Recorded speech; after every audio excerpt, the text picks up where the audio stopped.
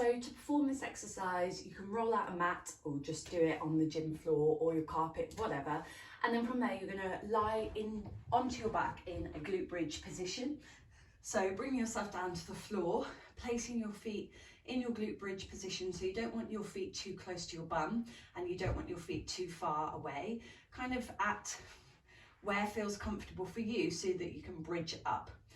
From here, just check in that you're not flaring the ribs. So we don't want to start the position with a kind of gap behind our back. Draw the ribs down and draw the navel up towards the ribs. So breathe in, exhale, and draw the belly and the belly button up towards the ribs. We don't want to push it back like this because that can cause kind of like abdominal pressure through our midline. Anyway, from there, you're going to bridge up, squeeze your glutes nice and hard, and see if you can lift your toes off. Now, if you've got your feet a little bit too close, you're going to really struggle to keep that position. So just walk your feet out a little bit. So you want your toes off and they're going to stay in this position.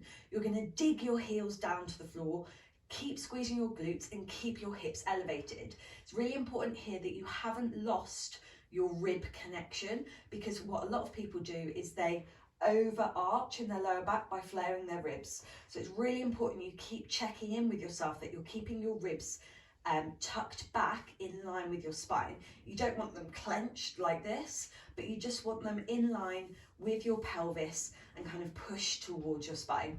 So from this position, you're then going to walk your feet out. So as we walk our heels out, we want our hips up.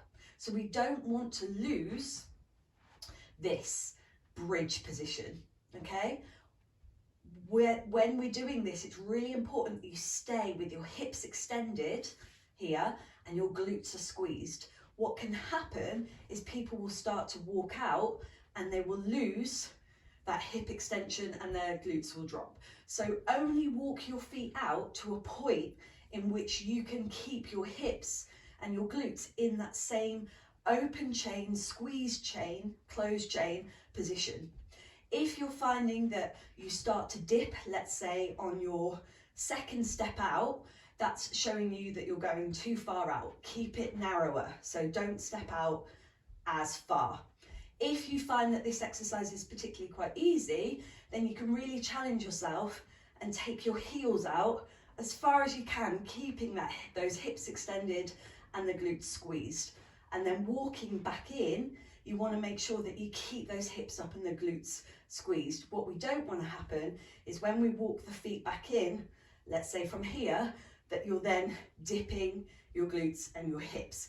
We must maintain this glute squeeze and hip open position throughout the entire exercise. If you're noticing that it's hurting your lower back, you are probably rib flaring and you've let go of that rib and pelvis connection. Don't take your feet out as far and just focus on keeping those ribs down and glutes squeezed. So what you will do for each repetition, you'll walk out for 3 steps and then you'll walk back in for 3 steps. And that will be 1 rep. In between each rep, make sure you reset, squeeze your glutes, keep your ribs down, and make sure that your toes are lifted throughout the exercise. So I'll just do a few repetitions now for you to see.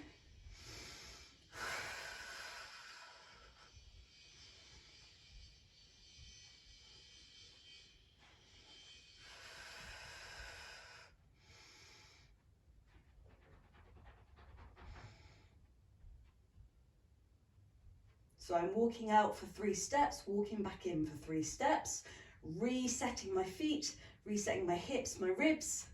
1, 2, 3, and back in. 1, 2, 3.